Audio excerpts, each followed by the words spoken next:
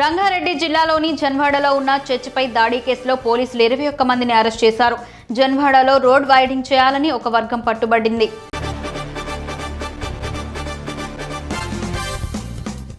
రాయదుర్గం నియోజకవర్గం గుమ్మకట్ట మండలంలోని పూలకుంట గ్రామంలో ఆంజనేయ స్వామి రథోత్సవం వేడుకలు శుక్రవారం భక్తి శ్రద్ధలతో ఘనంగా నిర్వహించారు.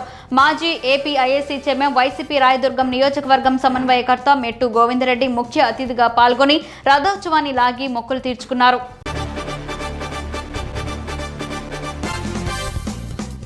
రాయదుర్గం పట్టణంలోని 10వ వార్డులో శుక్రవారం విస్తృత ప్రచారం చేపట్టిన వైసీపీ శ్రేణులు నియోజకవర్గ సమన్వయకర్త మెట్టు గోవిందరెడ్డి తనయుడు మెట్టు విశ్వనాథరెడ్డి ఆధ్వర్యంలో ప్రతి గడపను సందర్శించారు.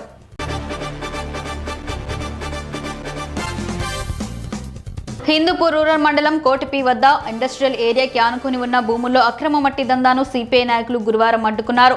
ఈ సందర్భంగా సిపిఐ హిందూపురం పట్టణ కార్యదర్శి కనిశెట్టిపల్లి వినోద్ కుమార్ మాట్లాడుతూ ఎలాంటి అనుమతులు లేకుండా ఆంధ్ర రాష్ట్రం నుండి కర్ణాటక రాష్ట్రానికి మట్టి తరలిస్తున్నారన్నారు.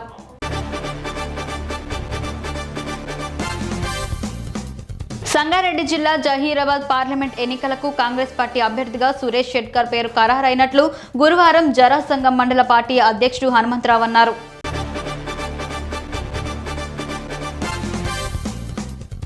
గంగవరం మండలంలో వెలిసిన శ్రీ షిరిడి సాయిబాబా ఆలయ 25వ వార్షికోత్సవం గురువారం ఘనంగా జరిగింది.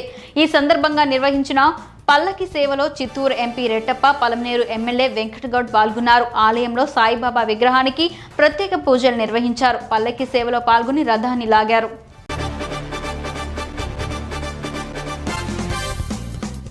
ఒక గిరిజన మహిళగా నేను గర్వపడుతున్నానని నగరపాలక సంస్థ మేయర్ శ్రవంతి అన్నారు.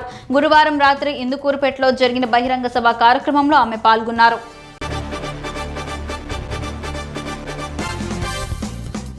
రైతులు నేడు భారత్ బంద్ ప్రకటించడంతో వాహనదారులకు ఇబ్బందులు ఎదురవుతున్నాయి.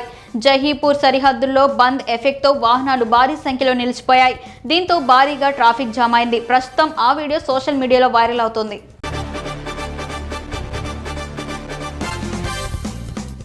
మెదక్ జిల్లా నర్సాపూర్ పట్టణంలో గిరిజనుల ఆరాధ్య దైవం సద్గురు శ్రీ సంత్ సేవాలాల్ మహారాజ్ 285వ జయంతి సందర్భంగా గురువారం సేవాలాల్ దేవాలయం వద్ద ప్రత్యేక పూజలను మెదక్ జిల్లా కాంగ్రెస్ పార్టీ అధ్యక్షులు ఆంజనేయులు గౌడ్ అనంతరం గిరిజన సోదరులు నిర్వహించిన ర్యాలీ కార్యక్రమంలో పాల్గొన్నారు. ఈ కార్యక్రమంలో టీపీసీసీ రాష్ట్ర నాయకులు రవీందర్ రెడ్డి, ప్రజాప్రతినిధులు, గిరిజన సోదరులు పెద్ద ఎత్తున పాల్గొన్నారు.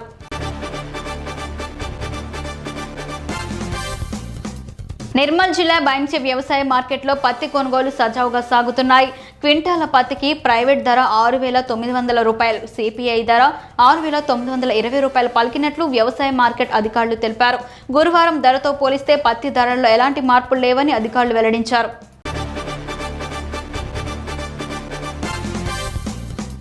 సోమందేపల్లి మండలం నాగినాయని చెరువులో కొన్ని రోజులుగా నీటి సమస్యతో ప్రజలు ఇబ్బందులు పడుతున్నారు. గ్రామ వైసీపీ నాయకులు, కార్యకర్తలు మంత్రి ఉషశ్రీ చరణ్ ను కలిసి తమ గ్రామంలో నీటి సమస్య గురించి వివరించారు. మంత్రి వెంటనే స్పందించి కొత్త మోటారు, పంపు, పైపులు, మీటర్ పెట్టి కేబుల్ వైర్ మెటీరియల్ మొత్తం అందించి నీటి సమస్యను పరిష్కరించారు.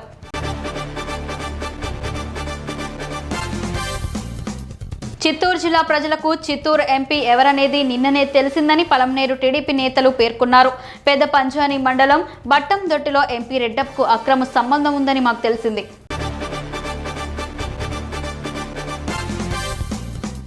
ముఖ్యమంత్రి జగన్మోహన్ రెడ్డి వారం రోజుల్లో తనను కలిసి మా పార్టీతో పొత్తు పెట్టుకోవాలని ప్రజాశాంతి పార్టీ అధ్యక్షుడు కేఏ పాల్ సంచలన వ్యాఖ్యలు చేశారు. గురువారం ఆయన విశాఖలో మీడియాతో మాట్లాడారు.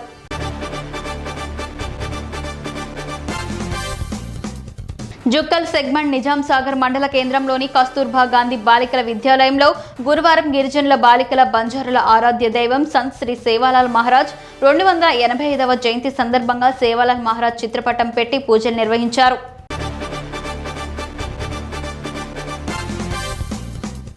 జగ్గంపేట నియోజకవర్గం టీడీపీ అభ్యర్థిగా పోటీ చేసేందుకు బరిలో దిగుతున్న జ్యోతుల నెహ్రూ ఎన్నికల ప్రచారానికి తెరతీశారు. దీనిలో భాగంగా ఎల్ఈడీ స్క్రీన్లతో కూడిన ఎన్నికల ప్రచార రథాన్ని యుద్ధానికి సిద్ధం చేశారు.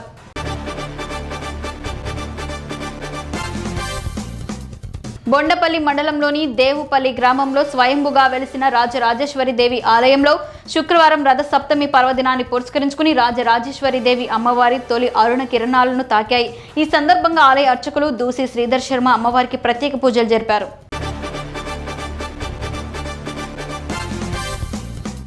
మెదక్ జిల్లా మెదక్ పట్టణంలో భరోసా కేంద్ర భవనాన్ని ప్రారంభించి అనంతరం మీడియాతో మాట్లాడుతూ 2022 ఆగస్టులో ప్రారంభమై అప్పటి నుంచి ఇప్పటి వరకు 28 లక్షల వరకు మహిళలకు ఆర్థిక సహాయం అందిందని, అలాగే 137 కేసులు కూడా పడ్డాయని అన్నారు.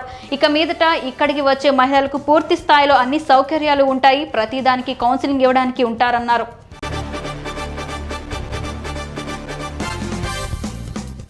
డాక్టర్ అంబేద్కర్ సతీమణి మాతా రామాబాయి అంబేద్కర్ జయంతి వేడుకలను ఆదిలాబాద్లో ఘనంగా జరుపుకున్నారు.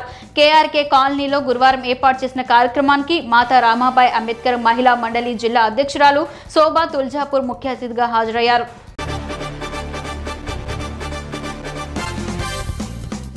సైదాబాద్ సింగరేణి కాలనీలో ఘనంగా సద్గురు సేవాలాల్ మహారాజ్ 285వ జయంతి వేడుకలు నిర్వహించారు.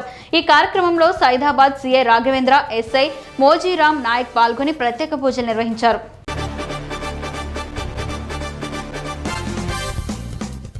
నిడదవోలు ఎస్వీఆర్కే ప్రభుత్వ డిగ్రీ కళాశాల అభివృద్ధి కోసం ఎప్పుడు మా సహాయ సహకారాలు అందిస్తామని పూర్వ విద్యార్థుల సంఘం అధ్యక్షులు మద్దుకూర శ్రీనివాస్ అన్నారు. ఈ సందర్భంగా శుక్రవారం rotary club of Nidadavolu central president జిల్లా శ్రీనివాస్ గౌడ్ ఆధ్వర్యంలో 10,000 రూపాయల కళాశాల అభివృద్ధికి అందజేయడం జరిగింది.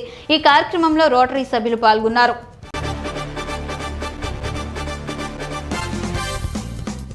సంగారెడ్డి జిల్లా నారాయణఖేడ్ నియోజకవర్గం కట్కి మండల పరిధిలోని రాజారాం తండాలో సంత్ శ్రీ సేవాలాల్ మహారాజ్ జయంతిని తాండవాసులు ఘనంగా నిర్వహించడం జరిగింది.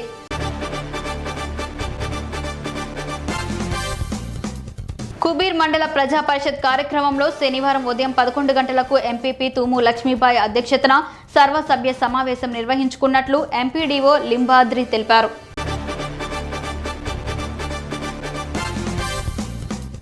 వికారాబాద్ జిల్లాలో రవాణా శాఖ ఆధ్వర్యంలో ఖచ్చితంగా రోడ్డు నిబంధనలు పాటించేలా చర్యలు తీసుకుని ప్రమాదాలు నివారించేందుకు కృషి చేస్తామని వికారాబాద్ జిల్లా నూతన రవాణా శాఖ అధికారి పి వెంకటరెడ్డి పేర్కొన్నారు. గురువారం జిల్లా రవాణా శాఖ అధికారిగా బాధ్యతలు స్వీకరించారు.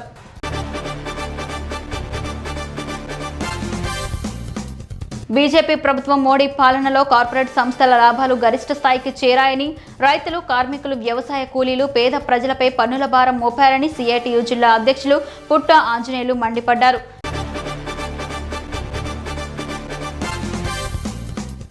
మనుగూరు పురపాలకంను తొలగించి విలీనం చేసిన గ్రామాలను ప్రత్యేక పంచాయతీలుగా చేయాలని ఎమ్మెల్యే పాయం వెంకటేశ్వర్లు ప్రభుత్వాన్ని కోరారు.